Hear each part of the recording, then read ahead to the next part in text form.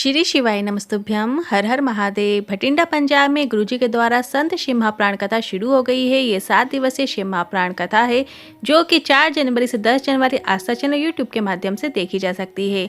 आज की कथा रोचक जानकारियों से भरपूर थी, जिसमें गुरुजी ने कुछ मनोबल बढ़ाने वाले पत्र पढ़े हैं और उनके माध्यम से कुछ उपायों की जानकारी भी दी है। गुरुजी की आगामी अगली कथा कैंसिल हो गई है। कौन सी कथा कैंसिल हो गई है और अब कहाँ पे कथा होने वाली है, उसकी पूरी जानकारी आपको इसी वीडियो के माध्यम से प्राप्त होने वाली है। और 10 जनवरी बुधवार का दिन है। गुरुजी का बताया बिल्कुल नया दूर्वा वाला और चंदन वाला उपाय आप कर सकते हैं। दूर्वा और चंदन के प्रयोग से आप इस उपाय को कर सकते हैं। अब ये उपाय किन्हें करना है, किन के लिए गुरुजी ने इस उपाय को बताया है और इससे क्या लाभ प्राप्त होने वाला है, इसकी भी पूरी जानकारी आपको इसी वीडियो के माध्यम से प्राप्त होने वाली है। और ये उपाय हम आपको वीडियो के माध्यम से भी करके बताने वाले हैं। आज 9 जनवरी श्री संत शिव महाप्राण कथा भटिंडा पंजाब में गुरुजी ने कुल 20 उपाय पत्र उपयोगी जानकारियां दी हैं। सभी की जानकारी आपको इसी वीडियो के माध्यम से प्राप्त होने वाली है। किसी कारणवश यदि आपने आज की कथा नहीं सुन पाए हैं तो पूरी कथा का रसतत्व आपको एक छोटे से वीडियो से प्राप्त हो जाएगा। तो बढ़ते हैं आज की कथा की पहली जानकारी की ओर। माघ माह के पहले की जो 2 शिवरात्रि आती हैं, जनवरी की शिवरात्रि और फरवरी की शिवरात्रि, जिसमें से आज पहली शिवरात्रि है। और पहली शिवरात्रि और दूसरी शिवरात्रि में हम जितना दान पुण्य करते हैं उसका फल 1000 गुना करके महादेव हमें तीसरी महाशिवरात्रि, जो कि माघ माह में मतलब मार्च के महीने में आने वाली है, उसमें प्रदान कर देते हैं। तो आज की जो शिवरात्रि हो, जो फरवरी में आने वाली शिवरात्रि का बहुत ही महत्व आज की कथा में गुरुजी ने बताया है। बढ़ते हैं आज की कथा की दूसरी जानकारी की ओर। गुरुजी ने बताया, गुरु नानक जी कहते थे, जब तक आप किसी व्यक्ति से ना मिलें तब तक आपको उसकी निंदा नहीं करना चाहिए। बिना मिले किसी की बेकार छवि अपने दिमाग में नहीं बनानी चाहिए। बढ़ते हैं आज की कथा की तीसरी जानकारी की ओर। अमित कुमार जी पत्र लेकर आए। 1 लोटे जल का वर्णन करना चाहता हूँ। कई वर्षों से नशा करता था, इतना नशा करता था कि कुछ भी नहीं देखता था। एक बार ट्रेन से सफ़र कर रहा था, नशे के कारण ट्रेन की चपेट में आ गया और मेरी दोनों टांगें कट गईं। बहुत निराश हो गए, मरने की सोचने लगा था। पर मोबाइल में आपकी कथा देखी थी जिसमें आपने कहा था, कितनी भी समस्या हो, कितना ही दुख हो, पर मरना नहीं है। और मैंने मेहनत करना शुरू किया और बुक की स्टेशनरी डाला, दुकान नहीं चलती थी। निराश हो गए थे। मैंने कहा, सियोर वाला महाराज और शिव महाप्राण झूठ नहीं कह सकती थी। हमने मेहनत की और स्टेशनरी भी चलने लगी। भगवान ने हमें सब प्रदान कर दिया है, उसी का आभार व्यक्त करने कथा पंडाल में आए हैं। बढ़ते हैं आज की कथा की चौथी जानकारी की ओर। रिया दीपक जी पत्र लेकर आई। 10 फरवरी 2023 मेरे दोनों भाई का एक्सीडेंट हो गया। उन्हें वेंटिलेटर में डाल दिया गया और 72 घंटे दिए गए और उन्हें होश नहीं आया और डॉक्टर ने जवाब दे दिया कि अब ये नहीं उठ पाएंगे। इसके बाद उनके ऑपरेशन किया गया, उनका सर खोला गया। इसके बाद उनकी याददाश्त चली गई, सुध-बुध खो गए, बिस्तर में पड़े रहते। किसी ने कहा, सीहोर जाकर कंकर शंकर की पूजन करो और रुद्राक्ष लेकर आते हैं। इसके बाद हमने कंकर शंकर की पूजन करके रुद्राक्ष जल शिवलिंग पर चढ़ाकर भाइयों को देना शुरू किया। आज भाई उठ गए हैं, चलने लगे हैं, याददाश्त भी आ गई है। उसी का आभार व्यक्त करने के लिए कथा पंडाल में आए हैं। बस औषधि रूप में व्यासपीठ की बेलपत्र चाहते हैं।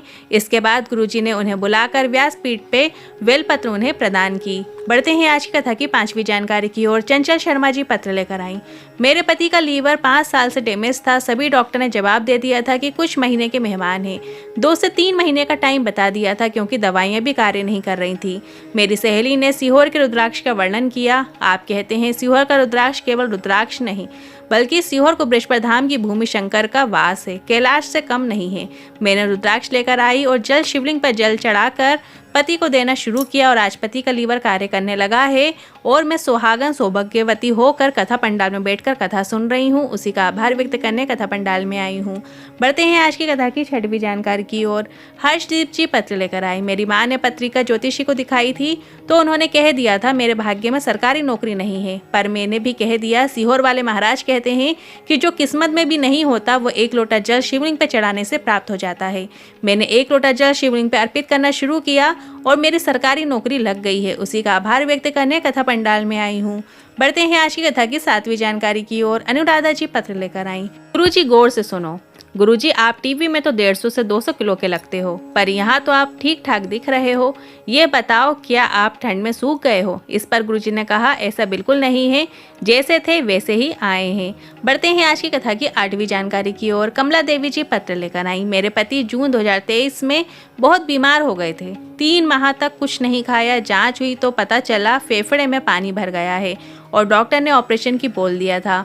हमने शिवलिंग पर जल चढ़ाकर और बेलपत्र चढ़ाकर उन्हें देना शुरू किया और अगली बार जब जांच कराने गए तो डॉक्टर ने कह दिया इनके फेफड़ों का पानी निकलना शुरू हो गया है, ऑपरेशन की भी ज़रूरत नहीं है। उसी का आभार व्यक्त करने कथा पंडाल में आए हैं। बढ़ते हैं आज की कथा की 9वीं जानकारी की ओर। आप परमात्मा के सामने क्यों नहीं रो सकते? परमात्मा से अपने दिल की बात क्यों नहीं कह सकते?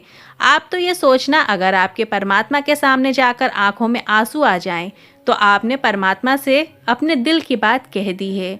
बढ़ते हैं आज की कथा की 10वीं जानकारी की ओर। फेल हो गए, मरने की सोचने लगे। कर्जा हो गया, मरने की सोचने लगे। कोई बीमारी हो गई, मरने की सोचने लगे। असफल हो गए, मरने की सोचने लगे। मरने की कभी मत सोचो, आपको सोचना ही नहीं है। जीवन में बहुत अधिक कर्जा हो गया है, मरने की मत सोचो। ये सोचो मैं 1 लोटा जल चढ़ाऊंगा या चढ़ाऊंगी और खूब मेहनत करूंगा, अच्छे से नौकरी या व्यापार करूंगा और भोलेनाथ मेरे साथ है तो मुझे कुछ गलत नहीं सोचना है। बस इस प्रकार से अगर आप आगे बढ़ोगे तो नीचे नहीं आ सकते, ये निश्चितता है, क्योंकि अगर दुख आया है तो सुख भी जरूर आएगा। इस बात को आपको ध्यान रखना है। बढ़ते हैं आज कथा की 11वीं जानकारी की ओर। क्रोध में बहुत अकल होती है। वो हमेशा तब आता है जब सामने कमजोर व्यक्ति होता है जो आपके क्रोध को सहन कर लेता है। बढ़ते हैं आज की कथा की 12वीं जानकारी की ओर।